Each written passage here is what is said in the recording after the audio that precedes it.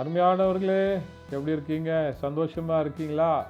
நிச்சயமாகவே நீங்க சந்தோஷமாக, மகிழ்ச்சியாக, ஆசீர்வாதமாக இருப்பீங்க அப்படின்னு சொல்லி ஆண்டவருக்குள்ளே விசுவாசிக்கின்றேன். இந்த நாளிலும் ஒரு அருமையான ஆண்டவருடைய வார்த்தை, வெளிப்படுத்தின விசேஷம் 3ஆம் அதிகாரம் அதனுடைய 10வது வசனம் இப்படியாய் சொல்லப்பட்டிருக்கிறது. வரப்போகிற சோதனை காலத்திற்கு தப்பும்படி நானும் உன்னை தப்புவிப்பேன் என்று சொல்லுகிற அருமையான வார்த்தைகளை, வசனத்தை பார்க்கிறோம்.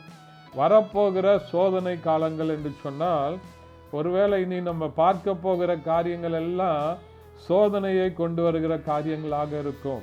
நம்ம கேட்கிற காரியங்கள் எல்லாம் அது வேதனையை தரக்கூடியதாக இருக்கும்.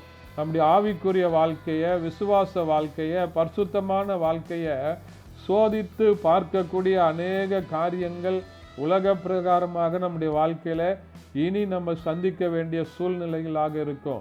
ஒருவேளை நாட்டிற்கு விரோதமாக நாடு, ராஜ்யத்திற்கு விரோதமாக ராஜ்யங்கள் எழும்பி இன்னைக்கு பல நாடுகளுக்குள்ள யுத்தங்கள், சண்டைகள், பலவிதமான காரியங்கள் வந்து கொண்டிருக்கிறது.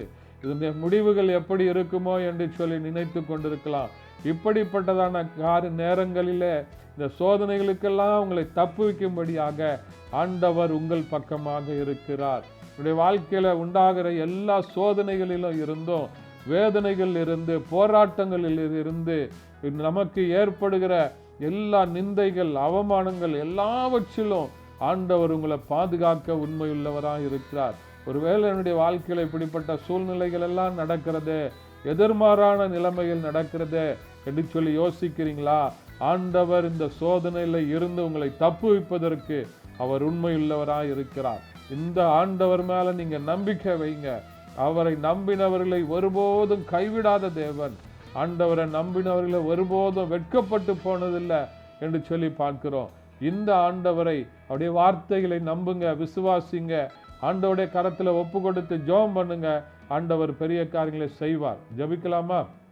பரிசுத்த பிதாவே, உம்மை துதிக்கிறோம், உம்மை ஸ்தோத்தரிக்கிறோம். ஆண்டவரே, சோதனைகள்ல இருந்து தப்பித்து கொள்ளும்படியாக, சோதனைகள்ல இருந்து பாதுகாக்கப்படும்படியாக பலத்தை தாங்கப்பா, ஞானத்தை தாங்க, ஆசீர்வதித்து வழி நடத்துங்க.